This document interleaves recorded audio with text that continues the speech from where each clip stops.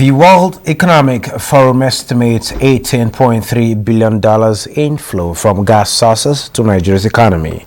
Nigeria's e-payment transactions increased by 836% in 4 years. National Bureau of Statistics says average price of beef rises by 25.05% in 1 year. Plus, oil extends losses ahead of expected interest rate hikes.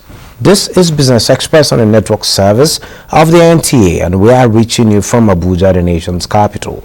I am Benny Adams, your guide.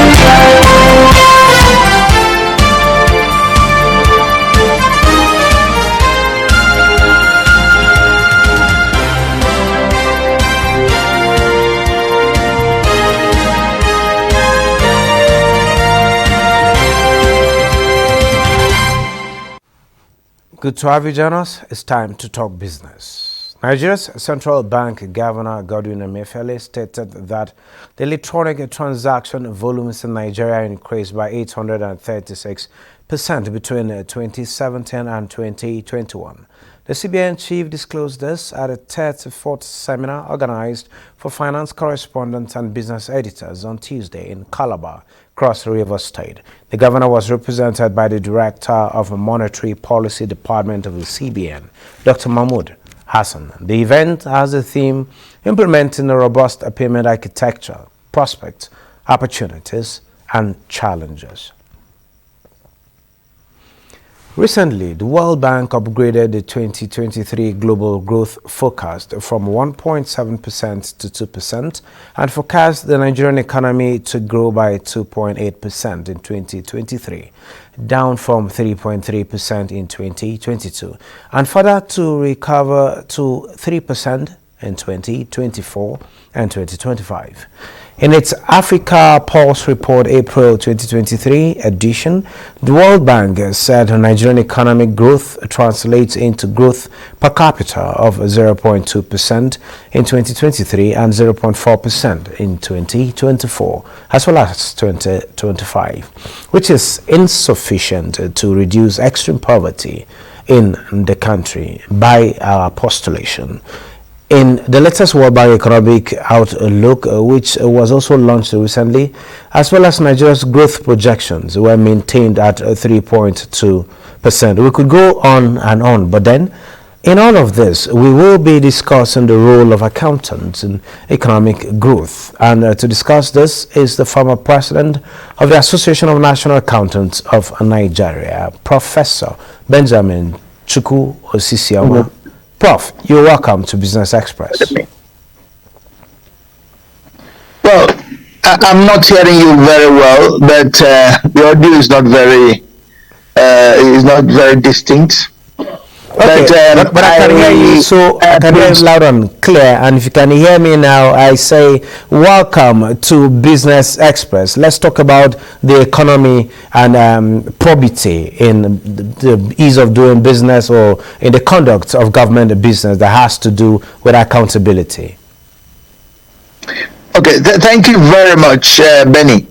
Let me say that my prayer for this nation is that our leaders will define very clearly their focus.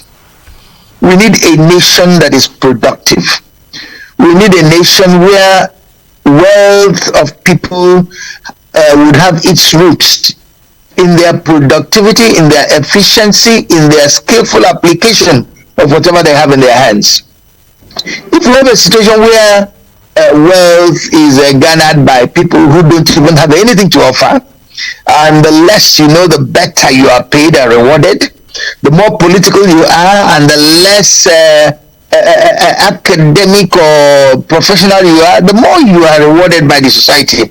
When our reward systems are tilted, we have the effect of not encouraging production and growth. And that's when we are going to face the kind of problems we are talking about today. And when we talk about forecasts of the World Bank, we have all the potentials in this nation of being a world leader, not just a continental leader, a world leader. I'm praying that we'll be able to put our acts together in order to produce more, to market more, to exploit the commercial and industrial potentials of our nation more. Let me start with that. Okay, what do you think Nigeria is putting in place that is making the economy resilient and different from the other African counterparts, according to predictions that we've seen? Yes, it's not as it should be, but we are not where we should be. Well, I don't see that. You see, when you talk about the being resilient, economy that is resilient, I wonder how much resilient are we? When you look at the potentials we have and where we are, you wonder whether we have even begun at all. Look at the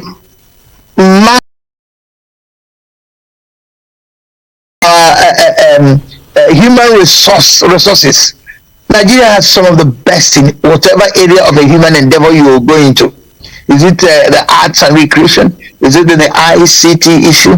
Is it in medicine? Is it in engineering? Is it in aeronautics? Whatever. We have some of the best in almost every area. What we need to do, really, as far as I'm concerned, is to polish up our planning very well. And this is where the accountant comes in.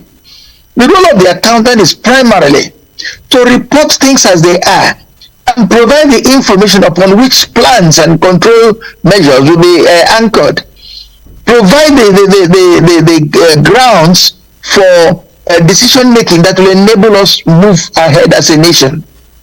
When I look at the fact that today the standard reference economy in Africa is not Nigeria.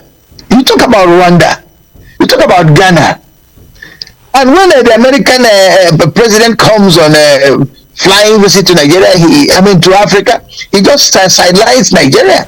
So I think the hour has come for us to ask ourselves, what are we not doing right? I know that we have come some way. The projection of World Bank says we will have up to 3.2%, 3.3% this year, then 3.2 next year, and they may start be dropping marginally. But we can do much better than that. I remember during the Dr. Goodluck Jonathan years, the economy soared at an unprecedented rate, and that's when we became the first in Africa. So I think we can put our acts together to get on there. What does it take? Plan well, execute, implement, make sure that those distractions in the economy, banditry, insecurity, kidnapping, let kidnapping not be the dominant industry in the nation. And those are the little things that subtract from our making the kind of impact that we need to make on the African continent. Okay, Professor, I was actually to ask, in a matter of days or weeks from now, a new government will be sworn in. What do you want to see differently, more like adding to what has been done already?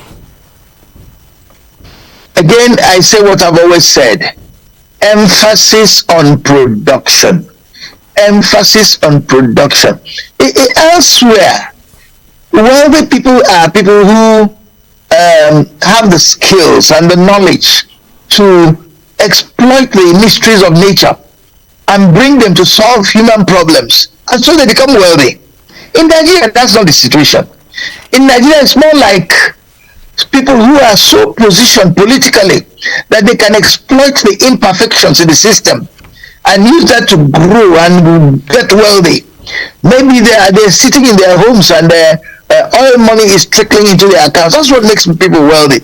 If we can have a system where people are rewarded according to their contributions to the economic well-being of the nation, let people be encouraged to work to produce. So at the end of a full day's work, you ask yourself, what have I achieved? How far have I gone? What impact have I made on people around me? Create value. I pray that whatever government that comes in, let that be the guiding philosophy of this government. Get Nigerians back to work. Look at our young people who are not employed. What projects, contract sums, contract projects that will deploy them to work. I heard when President Barack Obama came into office, I heard him say, within the first year, he planned to create 2 million jobs. Within the second year, let the government have such indices of performance that will be tagged to the needs of the society. Let us have situations where we will be, attacking this basic. Look at the issue of value of the naira versus the dollar. And here is an economy that is heavily dependent on foreign foreign contacts, and yet the dollar is soaring every day. The naira is plummeting. Let there be deliberate policies to strengthen the naira. Let there be deliberate processes to bring Nigerians back to work. Let there be deliberate processes to reduce the incidence of poverty in the land. The misery index is rising by the day. Reverse it by deliberate plan, deliberate action, and deliberate intervention of government. And if government does not do that, I do not care what political slogans or shenanigans they bring about. They would have failed in my estimation. Thank you. Okay, Prof, let's talk about the cost of governance. There has been efforts to reduce the cost of governance, possibly from political office holders. Aside to that, there has been issues of leakages in the system. What do you suggest is the way to go from here? That's a very sore point you have touched on. Let me ask a question. People like us, I served as a professor in a federal university. I worked for over 40 years of my working life, and I retired in 2020. But the issue is, combine everything I was paid in all these years of service. A politician who all he does is go to the National Assembly and sleep for hours, for days on end, in less than 1 year would have gained far more than that. In other words, you are blowing up the costs in areas where they are least productive. Instead of channeling the resources of the nation, we have a wages and fiscal wages and salaries commission. But all they do is escalate political salaries and wages. If we de-escalate political costs, we will make sure that people who come into politics are people who are really coming to serve, and people who have something to offer, not people who will go in there just to make a living. In fact, if people don't have a well-defined means of livelihood, they should not be allowed into politics. That may be the first step. And begin to equate. They may not earn exactly what the teacher or the office worker earns, but let there be a de-escalation of what they are paid, so that it becomes reasonable in an economy like this. What is the minimum wage? What is a senator earning? Multiply it and discover how many years of the salary of a basic Nigerian worker that you pay to a senator in 1 month. That's not good enough. Not only the legislators, executive people, local government, state governments, federal government. Let it not be that people enter into government to make money, and when they enter there, they become stinkingly rich, and the nation becomes stinkingly poor. I don't think that's fair enough. So I think I agree with you that there's a need to reduce the cost of governance, and we must not multiply administrations. At every level, there are multiple, we have talked about it in the past. A minister has so many vehicles in the entourage, and so many aides, so many helpers. In fact, it has become so fashionable that even in the universities, heads of department now have personal assistants. The thing is trickling down, and sadly, it's not productive. It's just laying a heavy the burden of debt on the nation. Okay, Prof, you talked on the ethical issues, and we also understand the accountant has a role to play in blocking leakages in the system. What are you doing, or what did you do during your tenure as president? Now you're still a professional accountant and a teacher. What are you doing to ensure that there is that ethical practice? Thank you very much. In my professional body, Association for National Accountants, we emphasize on the ethics of the profession. We drum it, we sing it, we teach on it, and we make it clear that that is the ultimate test of professionalism. A professional may have competencies, he may have the discipline, but if he does not have the integrity, he's not worthy of the name professional.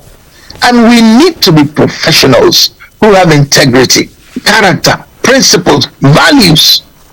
That's what we pass on to the next generation.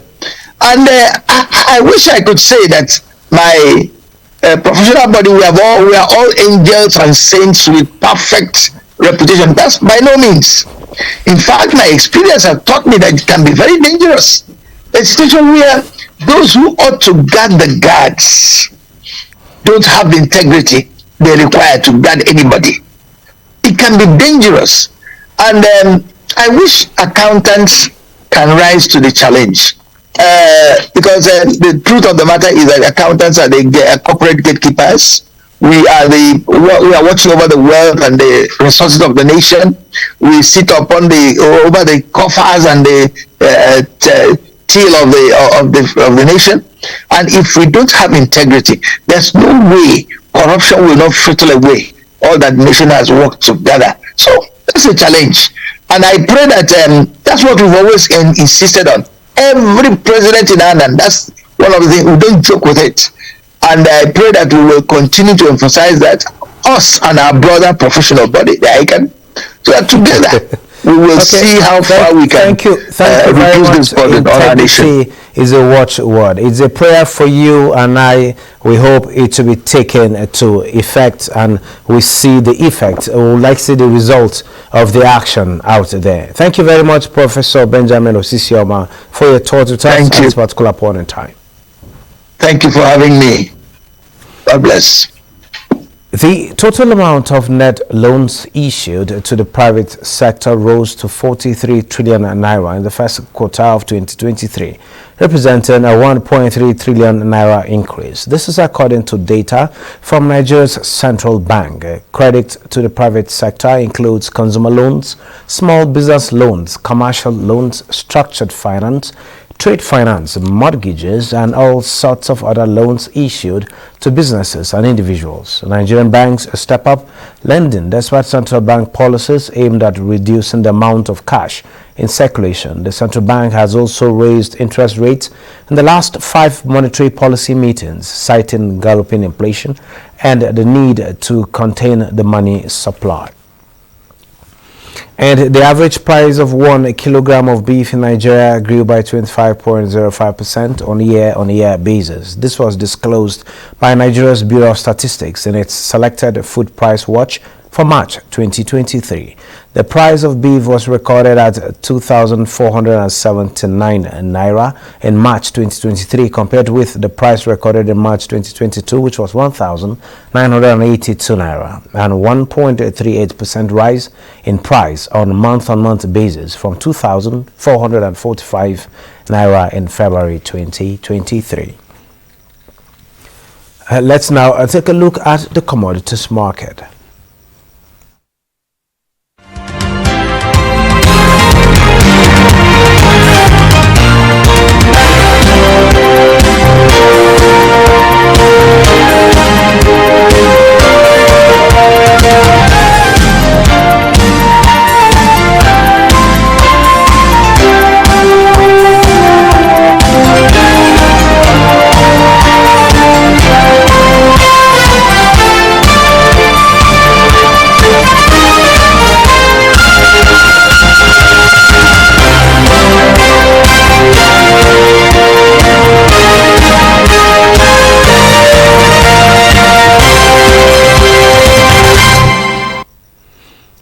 World Economic Forum says Nigeria could generate as high as $18.3 billion from maximizing its use of gas resources amid its energy transition journey.